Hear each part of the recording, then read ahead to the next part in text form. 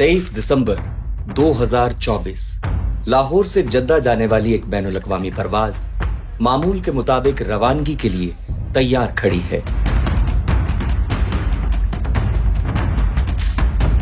ANF directorate Lahore को इंतहाई बावसूख जराए से एक इंटेल मौसूल होती है, जिसके मुताबिक ड्रग ट्रैफिकिंग ऑर्गेनाइजेशन का एक रुकन इसी परवाज से भारी मिकदार में ड्रग्स स्मगल कर रहा है।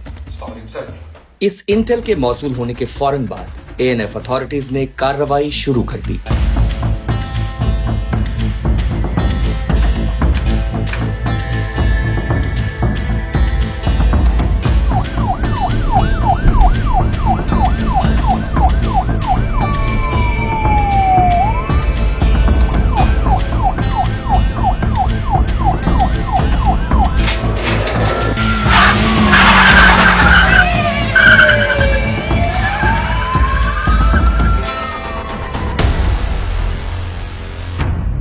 इस परवाज पर सफर करने वाले तमाम मुसाफिरों हत्ता के क्रू मेंबर्स की प्रोफाइलिंग या जांच पड़ताल शुरू हो गई। कहाँ की फ्लाइट है?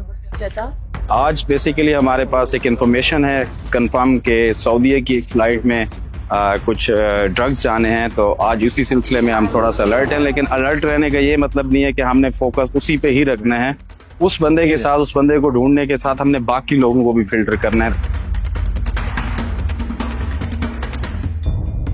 मुसाफिरों की प्रोफाइलिंग के दौरान एएनएफ हुक्काम को अपनी इंटेल में मौसूल होने वाले शख्स अब्दुल्ला की आमद की इत्तला मिलती है।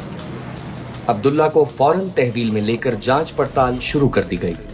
जो अब्दुल्ला था ना, अगर आप उसकी जो जाहिरी शक्ल सूरत पे चले जाते हैं तो आपको फील होता था कि वो बंदा नॉर्मली फ्लाइट पे सफर करने वाला ही नहीं है। लेकिन इंटरेस्टिंगली उस दिन जब ये स्मगलिंग अटेम्प्ट होने वाली थी, उस बंदे की बिजनेस क्लास की टिकट हो चुकी थी। तो उसमें जो हमारी इंफॉर्मेशन, जो हमारी प्रोफाइलिंग बेस्ड जो हमारी कार्रवाई थी ना, उसमें तो हम ज्यादा पक्के हो गए थे कि इसमें कोई मसला है।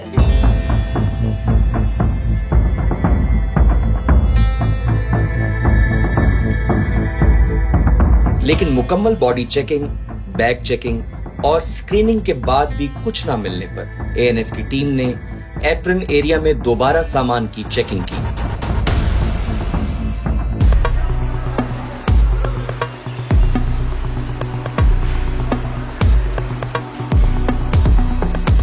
उस दिन हमने फ्लाइट की तारों चेकिंग की, पूरी एप्रन एरिया की चेकिंग की है। एयरपोर्ट के जिधर जिधर हमें पॉसिबल लगता था, फिजिकल लगता था, हमने वो चेकिंग की, लेकिन हमें कुछ नहीं मिला। उसके साथ जो वहाँ पर सेग्रीगेशन एरिया में या सराउंडिंग में जितने भी लोग उस दिन काम कर रहे थे ना, तकरीबन 24 घंटे से ज़्यादा लगा कि हर बंदे की इंडिविजुअल इंटरोगेशन थी, लेकिन we could not find anything. लेकिन अब की बार भी ड्रग्स ना मिलने पर तैयारे को परवाज के लिए क्लियर कर दिया जाता है।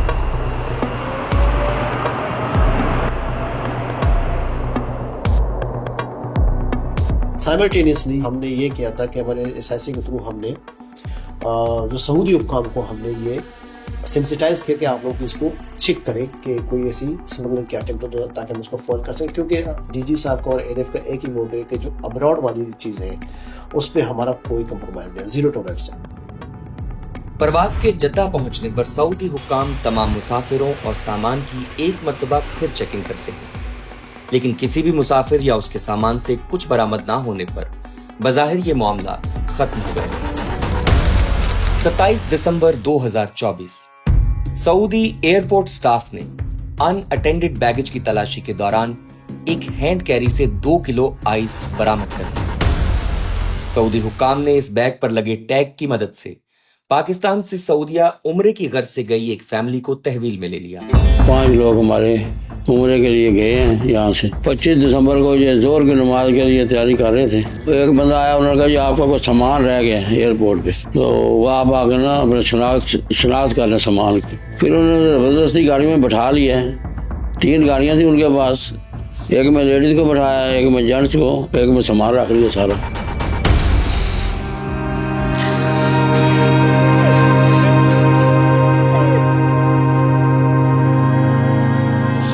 मेरी पता चला किधर रह गई, हमारा राब्ता कट गया। 31 दिसंबर 2024 एएनएफ को सऊदी अथॉरिटीज की जानिब से ये इत्तला मौसूल हुई कि उन्होंने ड्रग ट्रैफिकिंग में एक पाकिस्तानी फैमिली को हिरासत में लिया है। इस खबर के मिलते ही डीजी एएनएफ ने मामले की दोबारा से जांच पड़ताल शुरू करवा दी। अच्छा, अभी इस केस में इंटरेस्टिंग ये चीज़ आई है, जब हमें ये इन्फॉर्मेशन मिली तो उसके बाद एसएफ के साथ मिलके हमने जो पिछले जितने दिनों की उस दिन से लेकर टिल थर्ड दिन तक की हमने सारे सीसीटीवी फुटेज को एक एक करके हमने देखी। जो लीड जहाँ से मिली थी वो लीड ये थी, जो वर्कर्स थे जो वहाँ पर जो सेग्रीगेशन एरिया में काम करते थे, वहाँ पर एक लड़का था उबैदुल्ला, कि ये डीटीओ इतना ऑर्गेनाइज था और इतना बारीकी से काम करता था, मतलब वो चीज़ों की न्यूएंसेस, वो जो छोटी छोटी चीज़ों को समझता था कि यार कौन सी चीज़ पेक हो सकती है, कौन सी चीज़ पेक नहीं हो सकती। अभी उनका प्लान ये, जिस तरह मैंने प्रीवियसली बताया, प्लान ये था कि बंदा बिजनेस क्लास में जाएगा, उनका बैग होगा, बैग में ड्रग्स डालेंगे, चला जाएगा। प्लान ए खराब हो गया एएनएफ के अटेम्प्ट की वजह से। प्लान बी में उन्होंने क्या किया, मतलब वो आप उनकी एक रिस्पॉन्स टाइम देख लें। उधर ही उन्होंने ये किया, बैग खुद से तैयार की, तैयार करने के बाद रैंडम पैसेंजर्स की बैग से टैग उतारा, टैग को अपने बैग से चिपका दी और चिपकाने के बाद लोड करवा दिया और अपने बंदों को वहाँ खड़े कर दिया कि बंदा नहीं जा रहा लेकिन बैग जा रहा है, मैनेज इट। लेकिन एएनएफ की जो प्रीएम्प्टिव मेजर्स या प्रोएक्टिव अप्रोच की वजह से वहाँ पर, क्योंकि सऊदी अलर्टेड थी, तो वहाँ पर उनको वो बैग पिक करने में कामयाबी नहीं मिली। तो वही बैग 2 दिन अनअटेंडेड के बाद सऊदी हुक्काम के हाथ लगे तो उन्होंने उसको चेक किया तो उसमें से मेथाम्फेटामाइन या आइस निकल आई थी। 30 31 को हमें इन्फॉर्म ही नहीं है। 3 तारीख तक तकरीबन वो जो अब्दुल्ला था वो भी फिर दोबारा अटेम्प्ट करने की कोशिश था। यहाँ पर जो लाहौर में जो एक मैन हैंडलर था वकास, जिसकी तरफ से ड्रग आया था, जो एसओएस या सोर्स ऑफ सप्लाई था, वो भी अरेस्ट हो गया। उसके साथ जिनका काम सिर्फ यही था कि ड्रग्स को प्लेस करके आगे भिजवाना, वो भी अरेस्ट हो गए थे। इसके साथ जिन्होंने ड्रग्स को अंदर रखवाना था किसी तरीके से, तो वो सारे जो 9 मेंबर्स थे वो उसी बीच में अरेस्ट हो गए थे, विद सबूत, with proof and with logic. Pakistan की एक आम फैमिली जो महज उम्रे की गर्ज से सऊदीया गई और ड्रग ट्रैफिकिंग में जेरे हिरासत है। इस वाकया पर वजीर आजम इस्लामी जमहूरिया Pakistan, ministry of narcotics control और फॉरेन अफेयर ने भी आज खुद नोटिस ले लिया।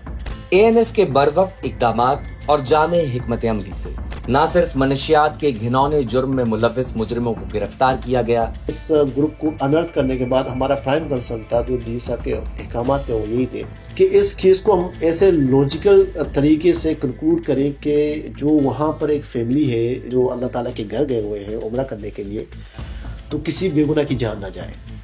तो डी साहब की एफर्ट्स थी, वो उन्हीं चीज़ों को हमने देखते हुए हर चीज़ को सीक्वेंस में वो प्रूफ सारा कुछ हमने फिर थ्रू प्रॉपर चैनल जाके सऊदी हुक्काम को किया था कि जो फैमिली है उनको इनके बारे में नहीं पता, और ये लोग हैं जो एक्चुअल कल्प्रेट्स हैं, जिन्होंने इनकी जो आइडेंटिटी को, उनके टैग्स को मिसयूज करते हुए एक सिमुलेशन की अटेम्प्ट की थी, जिनको हमने ऑलरेडी बुक कर चुके हैं एज पर द लॉ।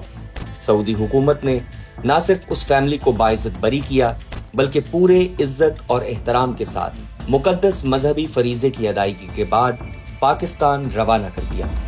हमें जितना हौसला एएनएफ से मिला ना, शायद हमें अपने रिश्तेदारों से भी ना मिला हो। दुनिया में ऐसे वाक़यात होते हैं लेकिन कोई पता नहीं होता हर बंदा किस फैमिली से मिलता है या नहीं मिलता।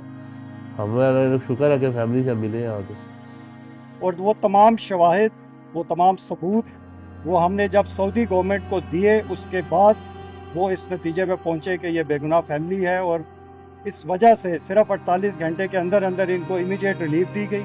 उसके बाद उनका अपना जो प्रोसेस था उसको रिजॉल्व करके आज ये फैमिली यहाँ पे मौजूद है। एएनएफ के जनरल साहब है, कमांडर साहब, डीजी साहब, सब के शुक्रगुजार हैं। मोहसिन नकवी साहब और गवर्नमेंट ऑफ पाकिस्तान के सब शुक्रगुजार हैं। जितने लोग जिन्होंने इसके ऊपर काम किया है उन सबको हम अवार्ड के लिए नॉमिनेट करेंगे इंशाल्लाह ताला। हुकूमत पाकिस्तान ने और एएनएफ ने मिल के अलॉन्ग विद एएसएफ और जो हमारी फॉरेन मिनिस्ट्री, हमारे जो पाकिस्तान एम्बेसी सऊदी अरब में है और उनके जो कंसर्न स्टाफ है, किस तरह ने उन्होंने सब ने मिल के इनको इस मुश्किल से बचाया। मैं सऊदी हुकूमत का बहुत शुक्रगुजार हूँ, बिकॉज उनके ताउन के बगैर ये मुमकिन नहीं था, और उन्होंने एएनएफ के साथ पूरा ताउन किया और पूरी एविडेंस जो जो इनकी ये शेयर कर रहे थे उसके ऊपर उन्होंने एक्शन लिया। ऑल्दो ये बड़ा मुश्किल काम था। हम सोच रहे थे कि वहाँ से हम निकल ही नहीं सकते, ये हालात थे, और वहाँ 20 साल उम्र कैद हम सुन के और परेशान हो गए। ड्रग्स के खिलाफ जो उन्होंने क्रैकडाउन शुरू किया है उसका आपको बहुत